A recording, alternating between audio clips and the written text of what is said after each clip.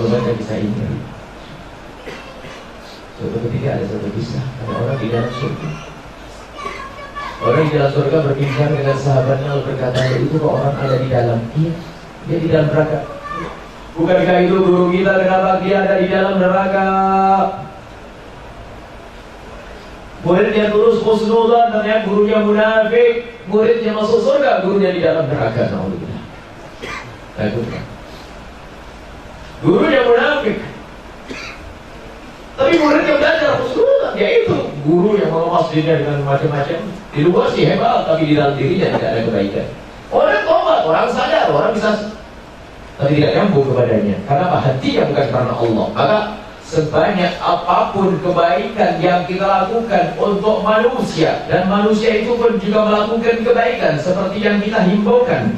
Saat Nabi mengatakan handal ala khairin falahu ajru mithlu ajri fa'ilihi, yang menunjukkan kepada kebaikan, dia akan mendapatkan kebaikan seperti orang yang melakukannya. Tapi ada syarat, tulus di saat kita memberikan kebaikan tersebut. Kalau tidak tulus, tidak akan nyambung kepada kita. Ikhlas, jadi kita berikan tahu kepada orang ikhlas karena Allah agar sambung. Dia pun muridnya 50.000, ternyata tidak ikhlas amal kebaikan. Seandainya muridnya 50.000 jadi wali, semuanya tidak akan nyambung kepada sang guru tersebut. Ayo,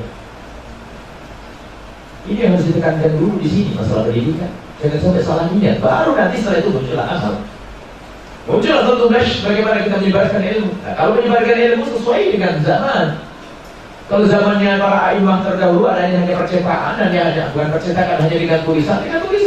Tapi sekarang bersama beragamnya media hendaknya kita masuki. Seperti halnya iblis masuk ke rumah kita dengan media-media, maka kita masukkan ilmu kepada rumah-rumah orang juga melalui apa yang bisa kita lakukan dari televisi, radio, orang, segala macam dan sebagainya. Harus kita kuasai. Ada pondok udara, pondok ini.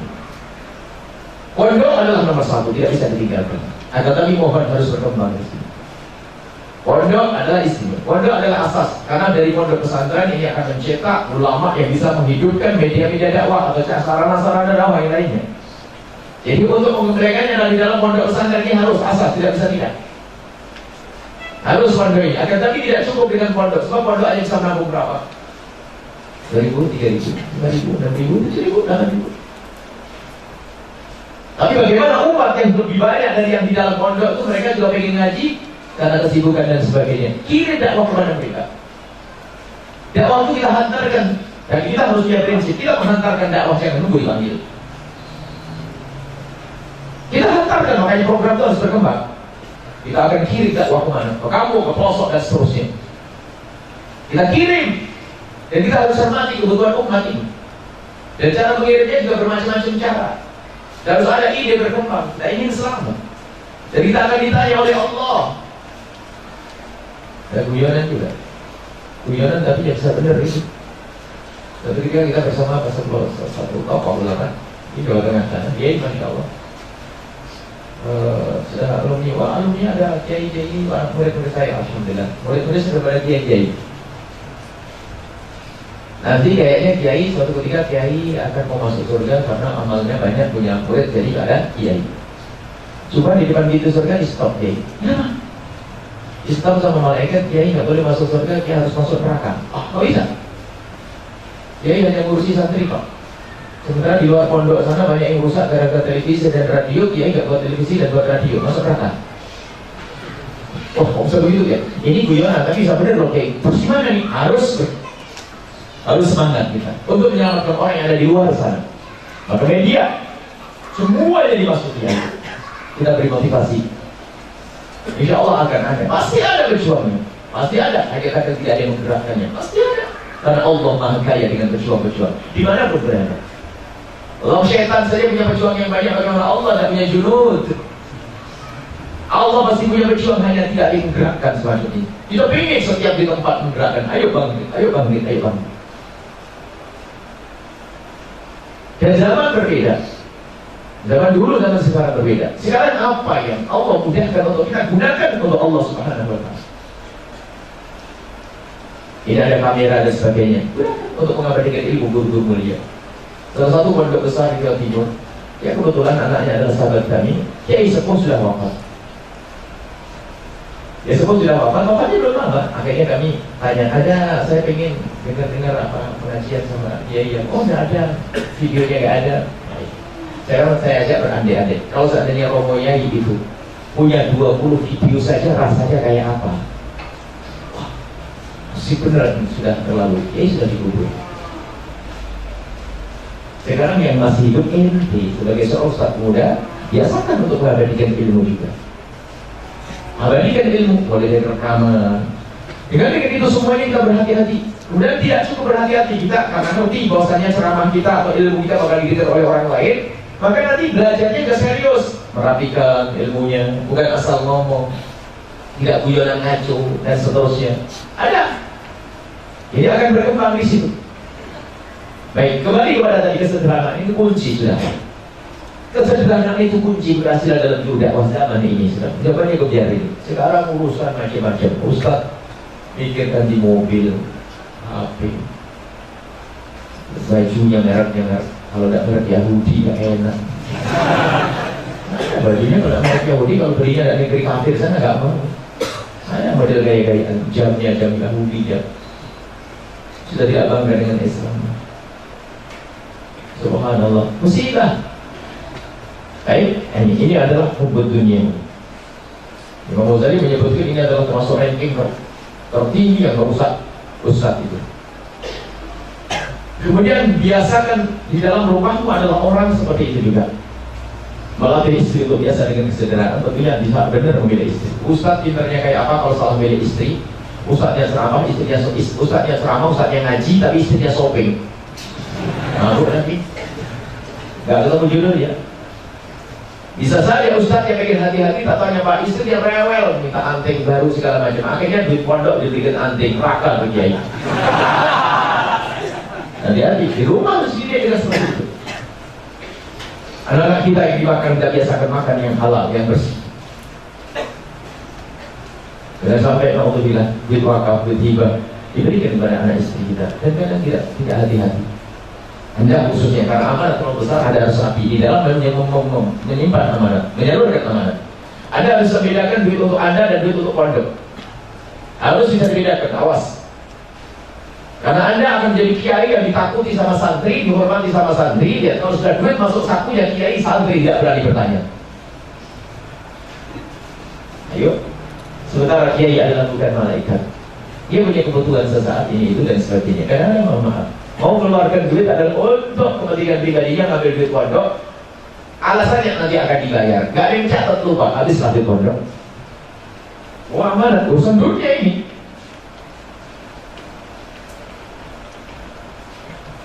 Kita kalau bayangkan bagaimana zaman Nabi itu bajunya itu cingkrang, saking sederhananya kayaknya Nabi SAW. Tidak punya kasur empuk. Sampai Nabi kalau tidur itu bangun itu kalau pakor membuka kesi punggungnya. Kami pikir itu adalah hanya ada pada zaman Nabi SAW saja. Zaman sekarang ada contoh, kadang-kadang kita malu. Suka lu mengampuni. Ada orang ngirim baju. Bajunya berapa lemari itu?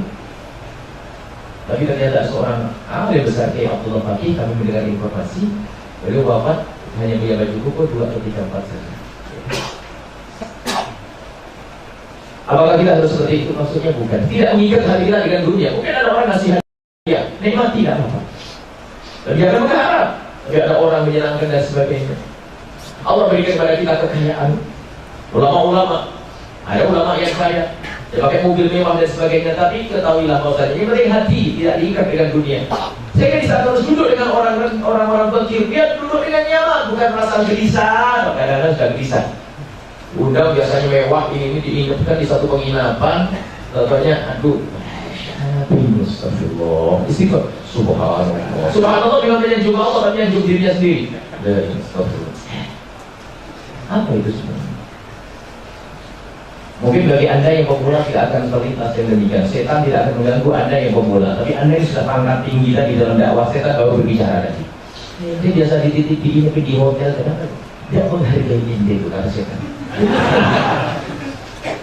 Tidak menghormati. Akhirnya kita menjadi kehormatan. Alhamdulillah. Sakutlah. Tapi ingat apa yang anda tempuh, jalan yang benar, jalan yang ahli ilmu. Tinggal kita benahi bagaimana menuntut ilmu, baru setelah itu Pak Fondasi ilmi, bagaimana menyebarkan ilmu sesuai dengan semangat di saat kita mencari. Semangat di saat mencari akan sesuai dengan semangat di saat kita menyebarkan. Kalau Anda mencari betul-betul ingin disampaikan kepada orang, maka ketahuilah secara otomatis akan berkembang ide untuk menyampaikannya. Contoh, Anda punya anak lagi mondok, butuh bekal apa, nasi, beras atau apa seperti itu. Anda cari payah di rumah, perjalanan jauh di Jawa. Setelah Anda kumpulin beras segala macam, tiba-tiba Anda sakit. Mula-mula Anda akan menghantarkan sendiri. Kalau Anda sehat, ternyata Anda sakit. Sementara beras harus nyampe ke anak.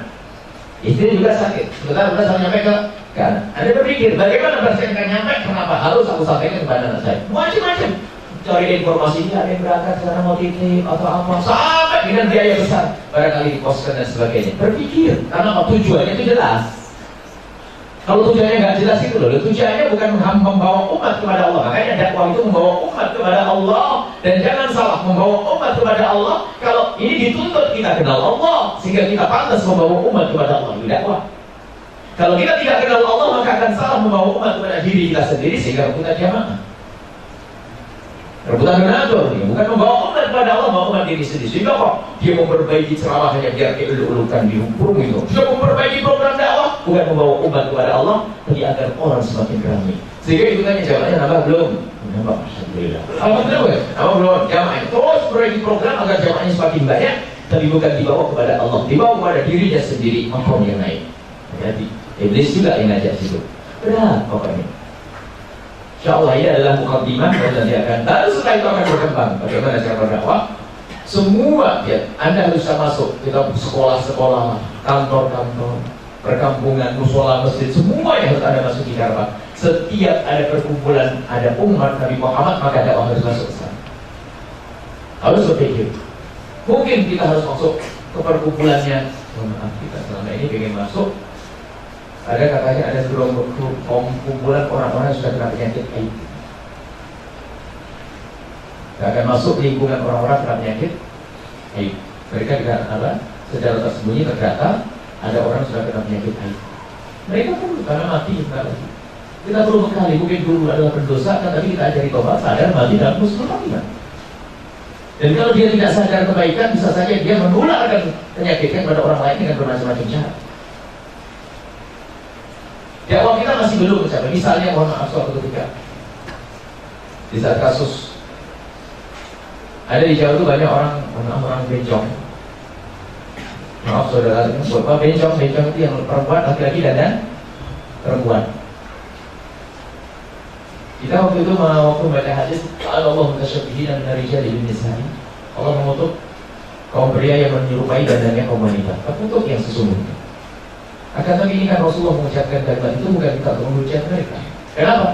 Sampai hari ini saya belum punya kesempatan untuk duduk dengan gerombolan mereka lalu beri nasihat. Jadi kami tidak berhak untuk mengutuk mereka. Karena kami kita masuk ke kesombongan. Kita pengen masuk komunitas mereka, ingatkan dan sebagainya. Jadi jangan buru-buru lah. Biasanya masuk ke kesombongan kita itu hanya bagi pamer ilmu. Itu adalah musibah. Tujuan kita membawa siapapun mereka adalah dia orang yang begitu adalah dia adalah umat Nabi Muhammad SAW. Mungkin kita ketemu dengan pelacur-pelacur dan sebagainya. Mereka adalah umat Nabi Muhammad SAW. Tentunya dengan cara yang berbeda-beda. Siapapun, sehingga rindulah Anda untuk membawa orang kepada Allah. Makanya saat Anda dekat orang kaya, ingat jangan sampai Anda dekat orang kaya hanya karena Anda ingin makmur bersama orang kaya. Anda sesat. Tapi dekatlah kepada orang kaya dengan niat semoga orang kaya setelah dekat dengan aku dia menjadi ahli surga, bukan karena dunianya. Bahkan kalau ada donatur datang ke rumah Anda membangun pondok, Anda berani mengatakan bahwasanya, hei Pak Haji yang baik, pondok saya juga butuh, tolong pikir ulang kembali, jangan nyumbang ke pondok saya dulu. Saya mungkin. Wah, hebat benar sih. Pondoknya lagi butuh, katanya bilang, karena dia menata hati, takut dia adalah rusak hatinya. Haji sudah pernah.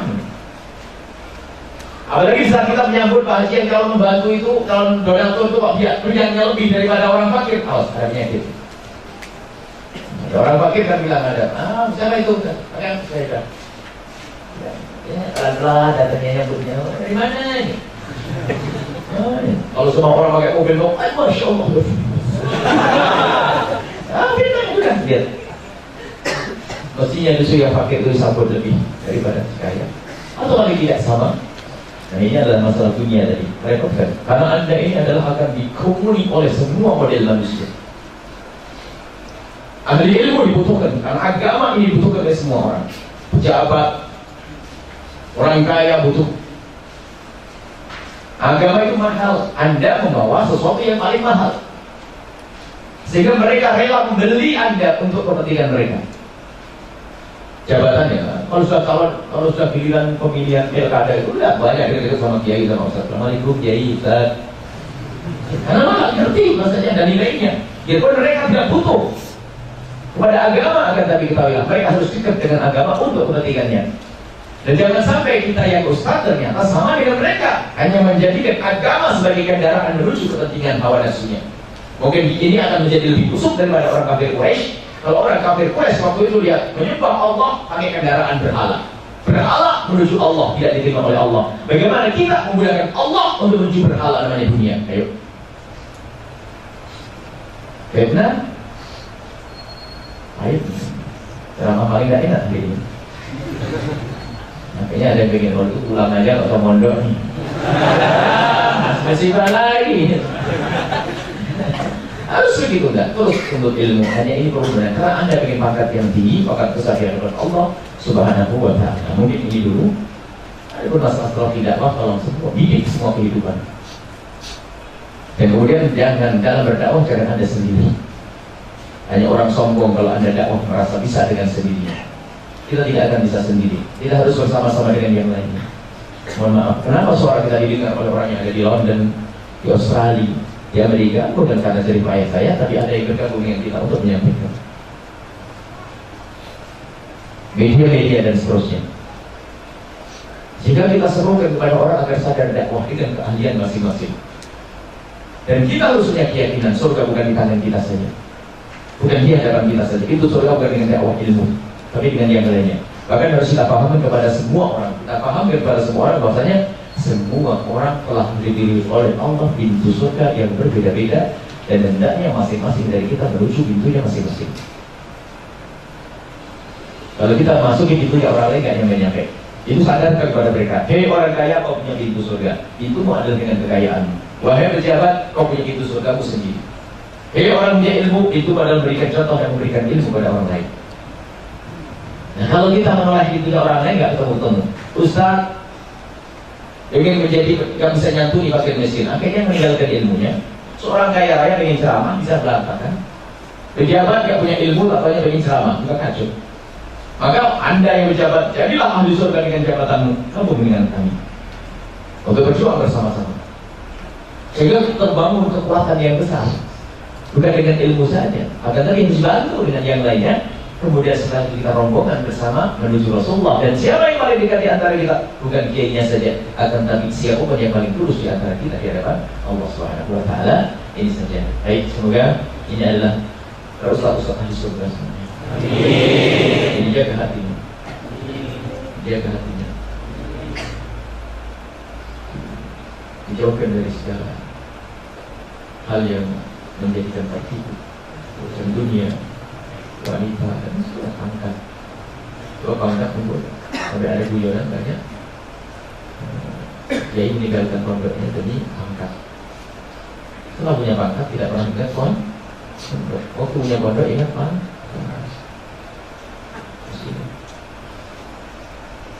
Baik, harus kita terus benahinya. Berarti menjadi buku wajib nanti Al-Kashf wa Tarbiyyah baca. Sama Ayyuhal Walad dibaca pelan-pelan. Ayyuhal Walad. Ayyuhal Walad kami baca di bulan Ramadan yang lalu, ada rekodnya sekarang, ada videonya. Ayyuhal Walad. Ayyuhal Walad kitab yang sangat indah, kecil tapi untuk asatid. Sebab walad di sini adalah seorang ulama yang bertanya kepada Imam Ghazali, bukan walad anak kecil. Ayyuhal Walad tapi para ustaz. Baca nanti dan kitabnya ada di sini. Baca ini benar, bukan baca untuk khatam menyebelah ayam dari buku. Kalau ada orang yang baca kitab itu adalah khatam.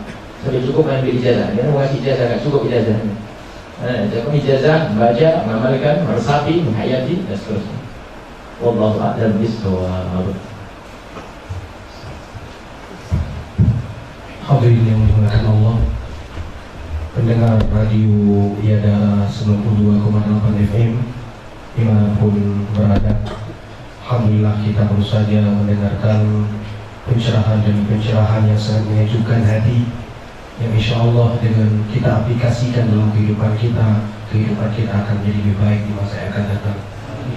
Baiklah, untuk selanjutnya kita buka kesempatan untuk bertanya.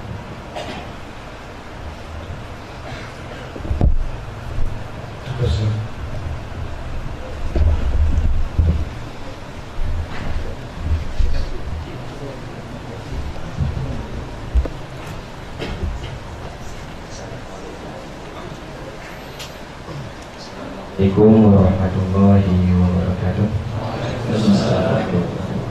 Langsung saja yang mulia Buya dan seluruh masyayikh asatidz, pertanyaan saya mengenai salah seorang ulama kontemporer yang beliau sudah wafat, yakni Syekh Ramadan Al-Buti. Jadi dalam satu tulisan saya pernah membaca tentang perdebatan beliau dengan ulamanya Wahabi Albani. Di situ mengenai masalah bermadzhab.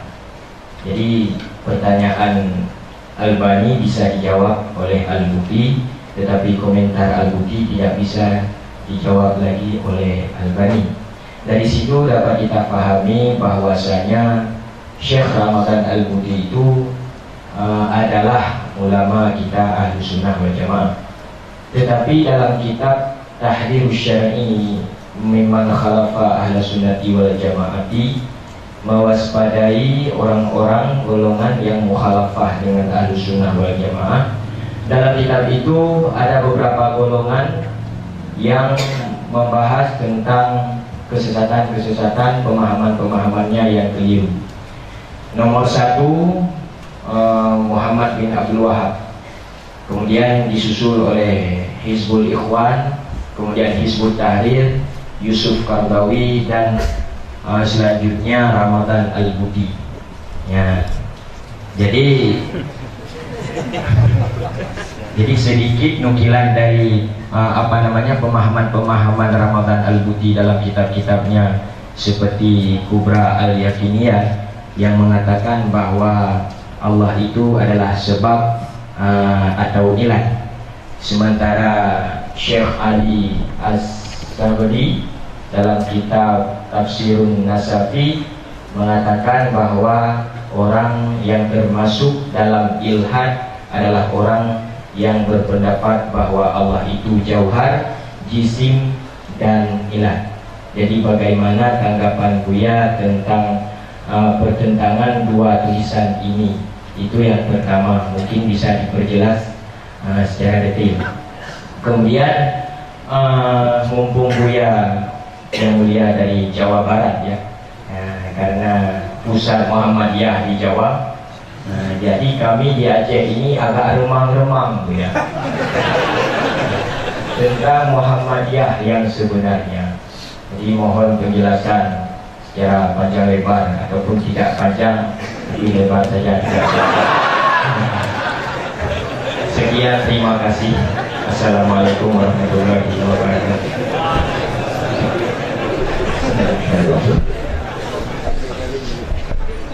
Berkenaan tentang ada orang besar, imam besar namanya Dr. Muhammad Said Ramadan Al-Buti, adalah imam Ahlussunnah wal Jamaah yang ditakuti oleh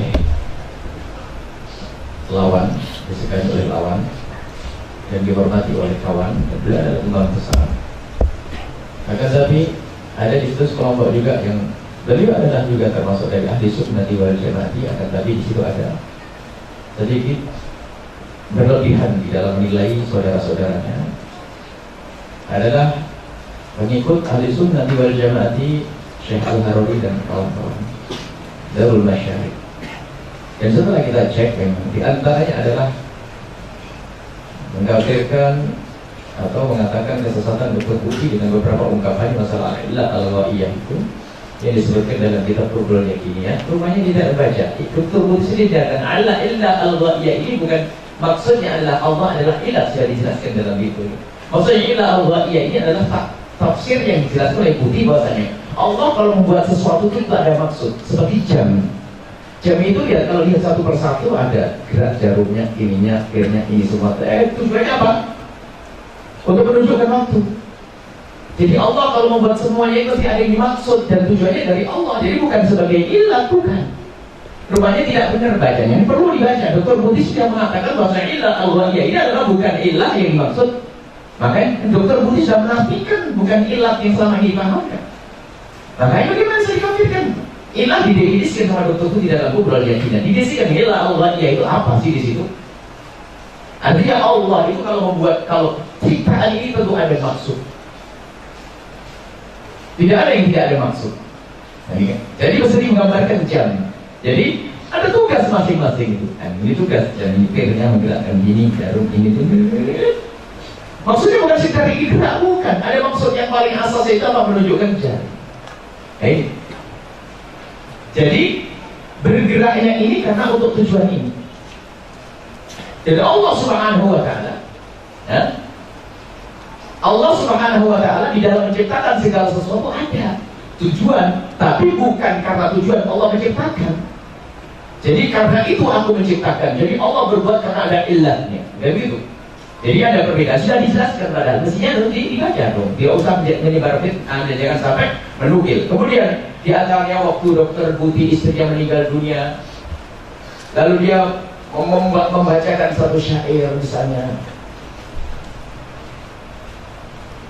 atau mengucapkan kalimat rota, atau rota itu adalah bela sungkawa kepada istrinya karena istri beliau adalah menemani beliau untuk berdakwah.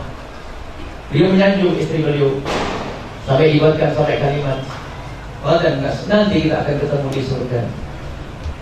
Maksudnya kan khusnudan dia adalah ahli surga, bukan dia memastikan dirinya ahli surga. Sudah begitu dikatakan kafir karena Buti mengatakan dirinya ahli. Dan seandainya kita insya Allah nanti ketemu di surga, apakah salah kita ngomong itu? Ini dalam mana harapan. Ada yang sudah dikatakan kafir, habis semua orang kafir. Akhirnya muncul Wahabi mengkafirkan, ada ahli sunnah sudah mengkafirkan. Harus hati waspada di situ. Dan kita akui juga, Syekh Abdullah Al-Harari adalah spesial dalam urusan menghantam Wahabi. Tapi di saat menyangkut kepada hati perlu dicek kembali. Kemudian ada namanya dalam akidah kita nanti lazim madhab desa madhab itu. Jadi kalau ada orang mengatakan begini, kalau buahnya begini, tidak boleh dihukumi dengan lazimnya. Lazim madhab desa madhab. Jadi omongan Dr. Buti semacam itu tidak memastikan kalau Dr. Buti adalah itu hanya rata sanjungan. Ya Rasulullah, aku ingin nanti kita ketemu ya Rasulullah. Kan maksudnya berangan-angan, saya tidak memastikan. Wah, kalau ketemu Rasulullah yang di surga benar kamu. Ya, jadi banyak ternyata setelah kita lacak terburu-buru dalam menilai. Dan kita akui adalah Syekh Abdullah Al-Harari adalah ulama kita. Ahli sunnah wal jamaah. Akan tapi dalam penilaian kepada orang kadang-kadang berlebihan sampai derajat mengkafirkan dan sebagainya. Kita bukan bagian kita mudah mengkafirkan. Akan tapi mana sudah ada mana ahli sunnah wal jamaah. Termasuk mengkafirkan Mu'tazilah sendiri. Sementara Imam Ghazali rahimahullah mengatakan kami tidak mengkafirkan orang Mu'tazilah dan al-iqtisad al-i'tiqad. Akan tapi ada sebagian daripada orang tiba-tiba mudah mengkafirkan kaum Mu'tazilah. Nah ini Mu'tazilah. Mu'tazilah menurut Imam Ghazali tidak dikatakan kafir, sesat ya. Tapi tidak dikatakan kafir. Ini adalah masalah persepsi saja. Tapi kita harus paham, kita membaca bukunya Syekh Abdullah Al-Harari. Kita tidak ingin mengadu domba antara Syekh Abdullah Al-Harari dan Dr. Buti, akan tapi kita punya tugas untuk menafsiri. Biasanya yang ditulis oleh muridnya Syekh Abdullah Al-Harari tidak belum sempurna saat membaca pemikiran Dr. Buti. Kita juga punya bukunya Tahzir itu. Semuanya habis akhirnya ulama-ulama kita. Dr. Buti adalah ulama ahli sunnah wal jamaah dengan kubra yakiniyah yang masya Allah luar biasa dahsyat. Dan masalah ilah ilahiyah tiba-tiba saya Dr. Buti menjelaskan apa ilah ilahiyah. Definisinya beda, istilahnya mungkin sama. Tapi Dr. Buti mendefinisikan. Dan Dr. Buti juga ngerti bahasa saya mengatakan ilah itu adalah kafir. Beliau ngerti, sangat ngerti dalam hal ini. Jadi memang bukan gitu maksudnya. Bagaimana kita akan hukumi Buti kafir? Nah kan aneh, Dr. Buti tahu dalam hal itu. Dan alhamdulillah kita sangat Darullah Syariah hampir semuanya kita punya. Karangannya Dr. Syekh Abdullah Al-Harari dan muridnya alhamdulillah kita ada semuanya. Dari karangan Dr. Buti saya juga ada semuanya. Di saat melihat pertentangan semacam ini kita akan kembali pada penjelasan yang sesungguhnya. Di saat bicara tentang Dr. Buti saya akan kembali ke Dr. Buti. Ternyata di situ ada keterburu-buruan menilai. Jadi tidak boleh berburu-buru dalam menilai orang, apalagi mengeluarkan orang dari wilayah iman. Nah, tetapi kita akui adalah mereka adalah ulama Ahlussunnah wal Jamaah yang tegas, keras, sehingga kadang mudah mengkafirkan saudaranya sendiri. Sebenarnya baik. Orang besar banyak boleh, maka kita sering didatangi juga dari Syekh Abdullah Al-Harabi. Baik, kemudian yang kedua tadi masalah. Jadi ada orang yang Muhammad tadi ada martabat. Tingkat keekstriman orang yang anti tawasul, anti ini. Yang paling ringan adalah yang ikut organisasi Muhammadiyah. Dia pun ada organisasi kemasyarakatan, akan tapi semuanya akan diarahkan ke sana juga. Sehingga mereka akan dikenalkan dengan Ibnu Taimiyah dan yang lainnya. Muhammad bin Abdul Wahab. Dia pun dalam bentuk organisasi. Dan kita memang itu tidak mengatasnamakan agama seolah-olah, tapi hanya organisasi kemasyarakatan. Tapi organisasi kemasyarakatan ada yang membangun. Jadi bangun atas asas Islam. Islamnya kayak apa? Tetap mengarah ke sana. Sehingga karena ini atas nama organisasi kemasyarakatan, sehingga sering terlihat lebih luas, ya kan? Karena organisasi kemasyarakatan, yang penting jalan masyarakat untuk kumpul di sini, luas. Akan tapi pada akhirnya nanti kalau dia punya anak didik akan diarahkan ke sana. Maka bagian kedua adalah yang sudah pegang keras, ya kan, seperti Muhammad bin Abdul Wahab. Jadi lebih mengerucut lagi. Nanti akan naik lagi pengikut semacam Muhammad bin Abdul Wahab dan yang lainnya itu muncul zaman sekarang ini seperti Utsaimin, bin Baz. Itu adalah martabat yang kalau Muhammad bin Abdul Wahab ini adalah yang dianut seperti Muhammadiyah secara umum. Jadi Muhammadiyah itu ada sebelum bin Baz itu menjadi orang besar semacam ini. Dan yang lainnya. Kemudian martabat selanjutnya adalah muncul orang-orang seperti bin Baz, Utsaimin dan sebagainya. Dia pun di antara mereka juga banyak berantem. Mereka. Kemudian martabat selanjutnya lebih ekstrim ini dari dua ini adalah Albani. Karena di antara mereka berantem, ada Albani dengan Ismail Ansori, bulat teman-teman. Bahkan Albani dalam